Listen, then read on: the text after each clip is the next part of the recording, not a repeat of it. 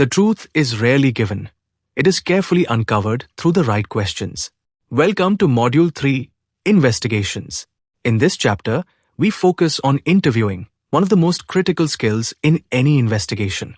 The ability to ask the right questions and gather accurate information directly impacts the success of an investigation. In this session, we will explore the principles, techniques, and psychological foundations that help investigators obtain reliable and meaningful information. Interviewing is one of the core tools of investigation, along with information and instrumentation. This chapter focuses on gathering information through interviews, which is often the most direct and valuable source of evidence. Interviews are conducted with victims, witnesses, and informants, each providing different perspectives. The effectiveness of an investigation depends on how well the interviewer can extract accurate and complete information. Mastering interviewing techniques ensures that investigators can uncover facts while maintaining professionalism and objectivity. An interview is a question and answer session designed to elicit information. The value of an interview depends on the investigator's knowledge, skill, and ability to evaluate the truthfulness of the information obtained. The most important skill is the ability to ask effective questions. There are two primary types of interviews. A general interview is non-accusatory and is used to gather information from victims, witnesses, or subjects. A confrontational interview is accusatory and is used when there is reasonable certainty about involvement, typically with suspects where evidence already exists. Understanding when to use each type is essential for effective investigations. To conduct interviews effectively, it is important to understand key roles and objectives. A subject is a person believed to have committed an offense. Once suspicion is confirmed, the individual may become the focus of the investigation. A witness is anyone other than the subject who has information about the incident. Witnesses may provide valuable insights, but may also have incomplete or biased perspectives. There are four primary objectives of interviewing: to obtain valuable facts, eliminate the innocent, identify the guilty, and, where appropriate, obtain a confession. These definitions form the foundation of structured and purposeful interviewing. There are two main types of interviews, each with a distinct purpose and approach. A general interview is non-accusatory. It involves dialogue, allows flexibility, and is designed to gather information in a neutral and open manner. It is often less structured and encourages cooperation. A confrontational interview, on the other hand, is accusatory and more controlled. It is used when the investigator has sufficient evidence and aims to confirm involvement or obtain admissions. This approach is structured and requires careful planning. Choosing the right type of interview is critical to achieving accurate and reliable outcomes. Effective interviewing is strongly influenced by psychological principles. Maslow's hierarchy of needs explains how basic and higher-level needs influence human behavior. Understanding these needs helps interviewers build cooperation and trust. Motivation plays a key role. Individuals act based on needs, rationalization, and opportunity. A successful interviewer understands these drivers and uses them to guide responses. Finally, the interviewer's role is critical. The interviewer must project confidence, build rapport, and use strategies such as a calm, non-threatening approach to encourage openness. Strong psychological understanding allows interviewers to gather more accurate and meaningful information. Effective interviewing begins with thorough preparation. First, gather background information. Review all available case facts, the interviewee's personal history, employment records, and any relevant details that may guide questioning. Second, review records such as organizational data, personal files, and prior investigation reports to build context. Third, consult legal counsel to ensure compliance with applicable laws, including privacy, labor, and evidentiary requirements. Finally, plan the interview. Select an appropriate location, determine timing, and prepare questions in advance. A well-prepared interviewer is far more likely to obtain accurate and useful information. The environment of the interview plays a critical role in its effectiveness. The location should be neutral, private, and free from distractions, ensuring confidentiality and comfort for the interviewee. Room setup is also important. Seating arrangements should promote interaction without intimidation, typically placing the interviewer and subject at a comfortable distance. Timing should be carefully considered. Interviews are often most effective when conducted promptly, but also when the subject is physically and mentally prepared. Finally, the presence of others should be limited. While additional personnel may sometimes be necessary, too many people can create pressure and reduce openness. Accurate documentation is essential in any investigation. Audio or video recording is often the most reliable method, as it captures complete and exact responses. However, proper consent must be obtained in accordance with applicable laws. Notes and interview logs should also be maintained. These must be clear, objective, and written without distraction during the interview process. Key recording elements include documenting consent, date and time, location, all persons present, and entry and exit times. Breaks should be noted, and consent should be reconfirmed when necessary. Proper documentation ensures that the information gathered can be reviewed, validated, and used effectively. Several subject-related factors can influence the outcome of an interview.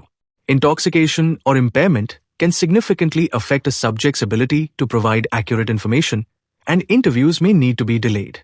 Physical or psychological state is also important.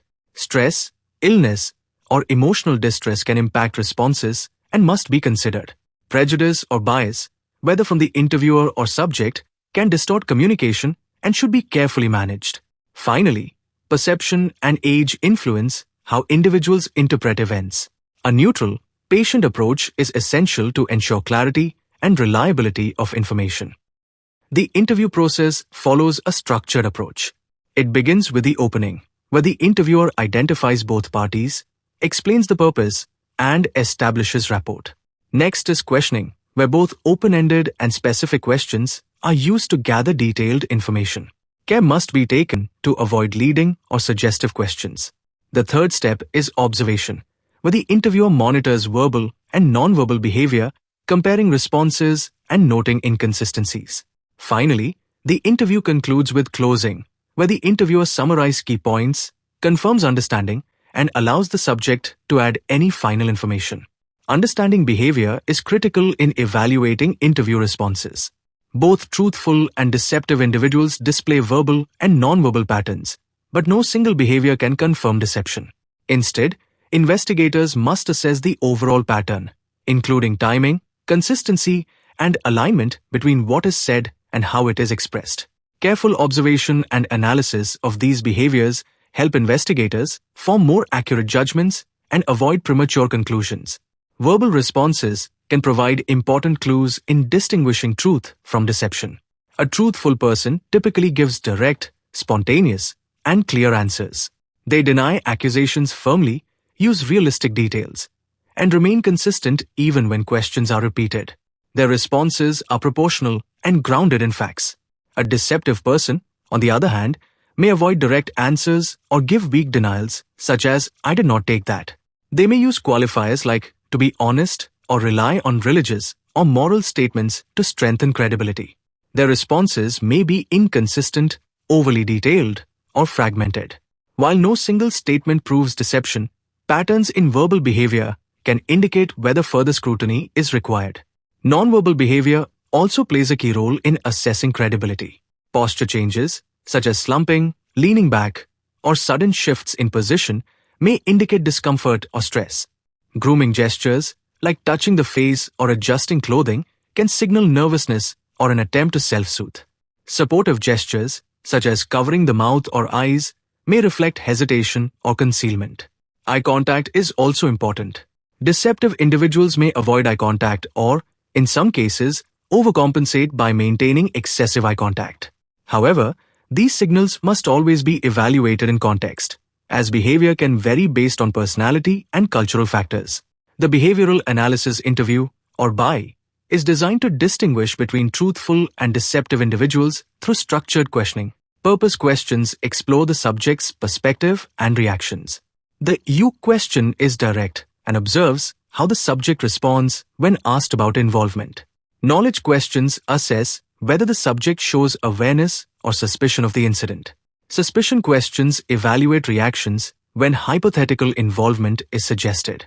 Finally, the vouch question examines whether the subject is willing to stand by their statements. The buy helps investigators analyze behavioral responses before moving to more direct confrontation. When there's reasonable certainty of involvement, investigators may use a confrontational interview approach, often structured through Reid's 9 steps.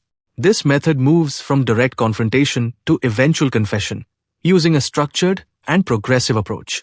The steps include positive confrontation, theme development, handling denials, overcoming objections, and keeping the subject's attention. Each step builds on the previous one, guiding the subject from resistance toward acceptance and disclosure. This technique requires skill, control, and careful application to ensure effectiveness. The first 4 steps of the Reid technique focus on establishing control and managing resistance. Step 1. Positive confrontation involves directly stating the accusation and presenting it as fact, while maintaining a calm and confident tone. Step 2. Theme development provides a moral or psychological justification that makes it easier for the subject to admit involvement. Step 3. Handling denials requires the interviewer to interrupt and discourage repeated denials, maintaining control of the conversation. Step 4. Overcoming objections involves addressing the subject's excuses and turning them into reasons that support the admission of guilt. These steps are designed to gradually reduce resistance and guide the subject toward cooperation. The final steps of the Reid technique focus on moving the subject toward confession. Step 5. Keeping attention ensures the subject remains focused on the interviewer and the discussion. Step 6. Passive mood encourages the subject to become quieter and more reflective, creating an opportunity for admission. Step 7. Alternative question presents to choices, both implying involvement, making it easier for the subject to respond. Step 8. Supporting details reinforces the admission by encouraging the subject to provide additional information. Finally, Step 9. Written confession formalizes the admission in a documented form. These steps complete the process, moving from confrontation to a structured and recorded confession. In addition to the Reid technique, there are other interrogation approaches used in investigations. The PEACE model is a non-confrontational method focused on preparation, engagement, explanation, clarification, and closure. It emphasizes information gathering rather than obtaining a confession and is widely used to reduce the risk of false confessions. The Wiklander-Zulawski method is also non-confrontational. It relies on rapport building, active listening, and careful observation of verbal and non-verbal behavior rather than direct confrontation. Finally, the kinesic interview focuses on analyzing body language and behavioral cues to assess truthfulness. It emphasizes detecting deception through physical responses and behavioral patterns. These methods highlight alternative approaches that prioritize accuracy, ethics, and reliability in investigations. False confessions present a serious challenge in investigations. Subjects may confess to crimes they did not commit due to stress, pressure, fatigue, or a belief that confessing will bring relief. These confessions can mislead investigations and result in wrongful outcomes. To guard against false confessions, interviewers must avoid leading questions and ensure that subjects provide independent, verifiable details. A key principle is that genuine confessions include facts that can be corroborated. If a confession lacks unique, verifiable information, it may not be reliable. Careful evaluation and ethical interviewing practices are essential to prevent false admissions. Legal considerations are critical in all interviews and interrogations. Statements and confessions must be obtained lawfully to be admissible in court. Promises and guarantees cannot be used to induce confessions as they may invalidate the statement. Coercion and duress, whether physical or psychological, must be strictly avoided. Interviews must always remain voluntary. Consent is essential, especially when dealing with minors or vulnerable individuals. Additionally, access to comfort, such as reasonable breaks and basic needs, must be ensured during interviews. Investigators must always operate within legal and ethical boundaries to ensure that information obtained is both valid and admissible. Slide 22. Conclusion. The skilled interviewer. As we conclude, it is important to remember that most cases are solved not just by physical evidence, but by the information developed during interviews. A skilled interviewer must demonstrate 3 essential qualities. First, be patient. Active listening is key. Never rush to the next question while the subject is still speaking. Second, Be persistent, follow up on inconsistencies, and revisit key points. A calm, steady approach often leads to critical disclosures. Third, be prepared. Know the case, understand the subject, and plan your approach. Preparation is the foundation of every successful interview. Above all interviews and interrogations must be conducted in a manner that can withstand the scrutiny of judicial review. The art of interviewing is not in asking questions, but in uncovering the truth through patience, persistence, and preparation. Thank you for being part of this session. I look forward to seeing you in the next module.